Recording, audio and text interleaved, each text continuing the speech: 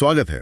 आज हमारे पास मौलाना वहीदुद्दीन खान का एक लेक्चर है, शुक्र और हिकमत। जी। और इसमें एक ऐसा सवाल उठाया गया है जो पहली नजर में बहुत सीधा लगता है, पर है नहीं। सवाल ये है कि शुक्रगुजारी मतलब ग्रेटिट्यूड, हाँ। इसका अक्लमंदी या हिकमत से क्या ताल्लुक है? हाँ। हम सब तो यही समझते हैं कि शुक्र एक जज्बा है, एक अच्छी फीलिंग है, दिल में आती है, हम जाहिर कर देते हैं। सही बात है। लेकिन ये लेक्चर कहता है कि ये हमारी सबसे बड़ी गलतफहमी है। इसके मुताबिक शुक्र कोई जज्बा है ही नहीं, बल्कि पूरी तरह से एक बौद्धिक अमल है, एन इंटेलेक्चुअल फिनोमिनन। बिल्कुल। और यही एक बात पूरी चर्चा का रुख ही मोड़ देती है।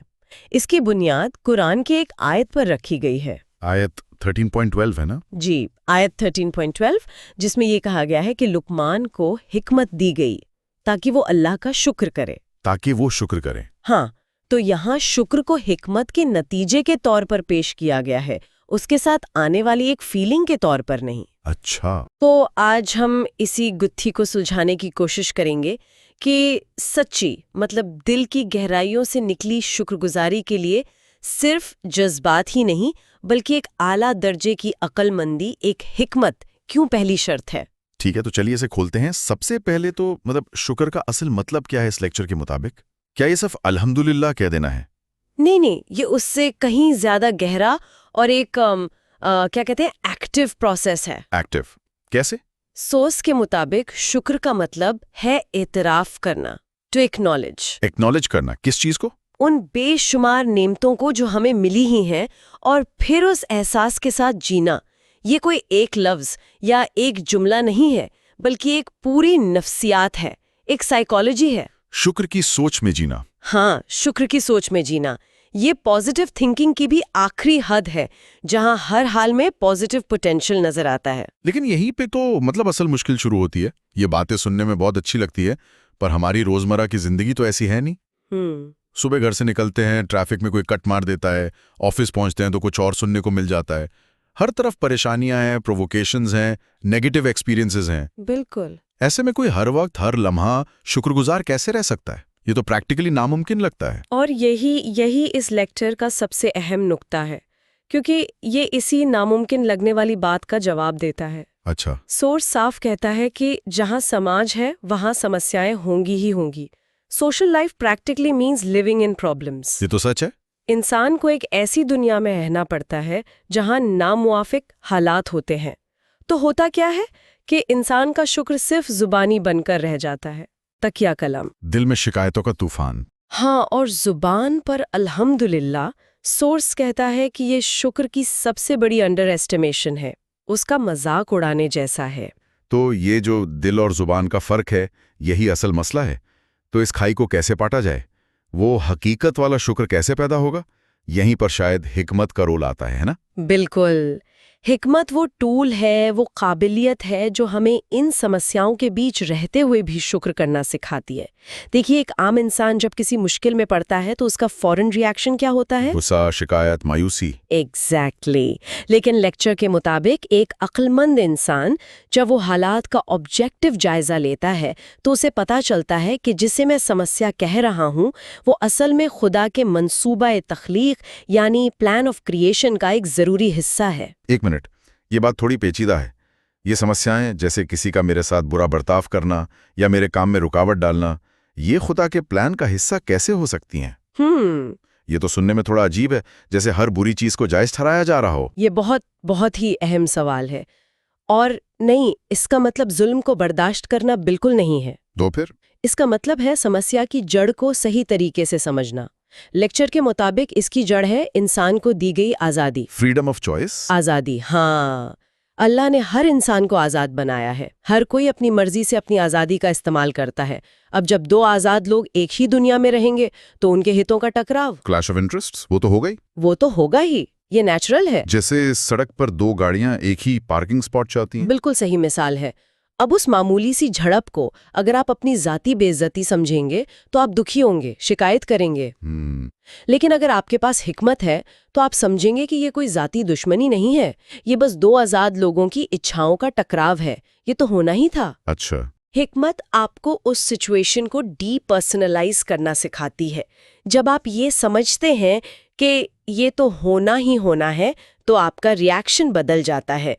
तब आप गुस्सा नहीं करते, आप सोचते हैं कि इस सिचुएशन को मैनेज कैसे किया जाए। अच्छा, तो मतलब शिकायत करने के बजाय हमें एडजस्ट करना सीखना होगा, जिसे लेक्चर में आर्ट ऑफ प्रॉब्लम मैनेजमेंट कहा गया है। बिल्कुल, मामलात को संभालने का हुनर। लेकिन एडजस्ट करने और हार मान लेने में बहुत बारीक सा फर्क है।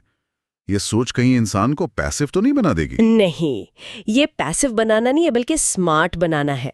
आर्ट ऑफ प्रॉब्लम मैनेजमेंट का मतलब हार मानना नहीं, बल्कि अपनी एनर्जी को सही जगह लगाना है। मतलब शिकायत में एनर्जी बर्बाद करने के बजाय उसे सल्यूशन ढूंढने में लगाएं। और इससे भी आगे जाकर हिकमत हमें ये दिखाती है कि ये समस्याएं हमारे लिए असल में फायदेमंद हैं। फायदेमंद? वो कैसे?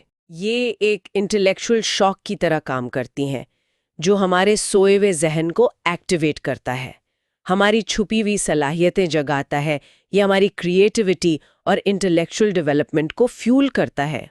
वाह, ये तो मैंने कभी ऐसे सोचा ही नहीं। मतलब मेरे अंदर का जो पोटेंशियल है वो बिना मुश्किलों के बाहर आएगा ही नहीं। हाँ, ये तो वैसा है जैसे जिम में वजन उठाए बिना मसल्स नहीं बन सकती, यहाँ जिंदगी की परेशानियां ही वो इंटेलेक्चुअल वेट्स हैं। क्या खूब कहा। बिल्कुल यही बात है। सोचिए, अगर समाज में कोई चैलेंज ना हो, कोई समस्या ना हो, तो इंसान की सारी तरक्की रुक जाएगी। सही बात है। लेक्चर में बारिश की मिसाल दी गई है। बारिश अपने साथ कीचड़, ट्रैफिक जैम जैसी कई समस्याएं लाती हैं, लेकिन अगर बारिश ना हो तो फसलें खराब हो जाएंगी, भूखमरी आ जाएगी। बिल्कुल। हिकमत चीजों को इसी बड़े नजरिए से देखना है। ये समझना कि जो चीज करीब से एक प्रॉब्लम लग रही है, वो बड़े प्लान में एक ब्लेसिंग है। जब इंसान इस सतह पर सोचने लगता है, तब जाकर वो खुदा का सच्चा शुक्र अदा कर पाता है। वरना जुबान से तो अल्हम्दुलिल्लाह निकलता रहेगा, लेकिन अंदर शिकायतों का कीचड़ भरा होगा। ये सब बहुत लॉजिकल लगता है। तो अगर ये इतना सीधा और फायदेमंद है, तो हम में से ज्यादातर लोग ऐसा क्यों नहीं कर पाते? क्यों हम छोटी छोटी बातों पर शिकायत करने लगते हैं? और यहीं पर सोर्स शैतान को सामने लाता है। हाँ, कुरान की एक आयत का हवाला दिया गया है कि शैतान ने चैलेंज किया था कि तू इंसानों में से ज्यादातर को शुक्रगुजार नहीं पाएगा।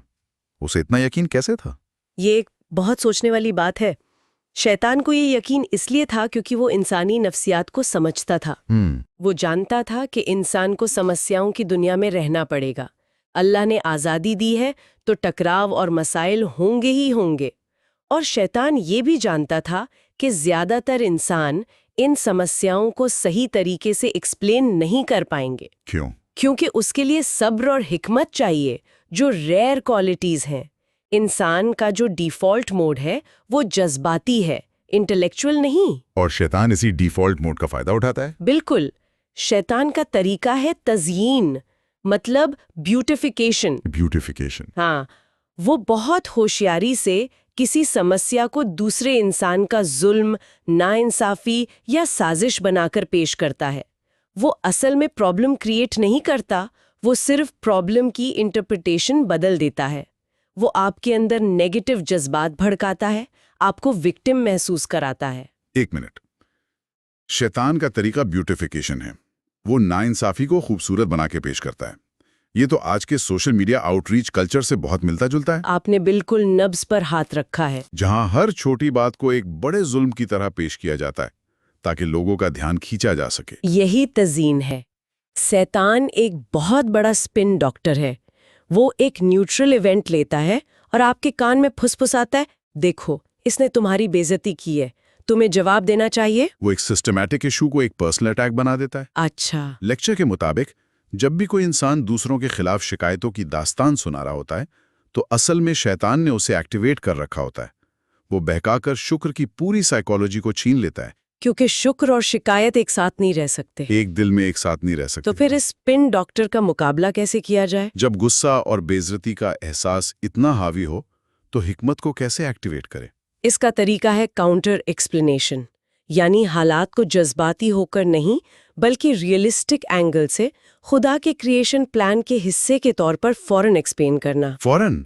उसी वक्त? जैसे ही शैतान दिल में नेगेटिव जज्बात डालें, फौरन अपनी सोच को एक्टिवेट करना, खुद से कहना, रुको, ये पर्सनल अटैक नहीं है, ये फ्रीडम ऑफ चॉइस का नतीजा है। ये दुनिया मुकाबले और चैलेंज के उसूल पर बनी है, तो हितों का टकराव तो होगा ही, इट इज नॉर्मल। अच्छा, ये रियलिस्टिक एक्सप्लेनेशन शैतान के तज़ीन के तिलिस्म को तोड़ देती है। मतलब जिसे लोग जुल्म, नाइंसाफी या ईविल कहते हैं, हाँ। हिकमत उन सारी चीजों को डीपर्सनलाइज कर देती है। हाँ, और इस तरह एक्सप्लेन करती है कि वो आपको नेचुरल लॉज का हिस्सा दिखाई देने लगे। ये तो होना ही था, ये कोई मेरे खिलाफ पर्सनल साजिश नहीं है। बिल्कुल, शैतान को भगाने का तरीका यही है, अपनी सोच को जज्बाती या बायस्ड होने से बचाएं। इसीलिए लेक्चर का नतीजा ये है कि शुक्र पूरी तरह से एक बौद्धिक अमल है।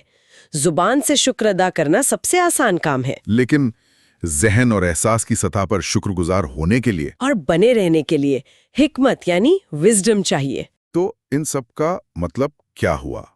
अगर इस पूरी बातचीत को समेटें तो जो सबसे बड़ी और मतलब हैरान करने वाली बात निकल कर आती है वो ये है कि शुक्रगुजारी कोई पैसिवली महसूस करने वाली चीज नहीं है, जो बस हम पर नाजिल हो जाती है जब सब कुछ अच्छा चल रहा हो। सही कहा, ये एक एक्टिव चॉइस है, एक इंटेलेक्चुअल डिसिप्लिन है।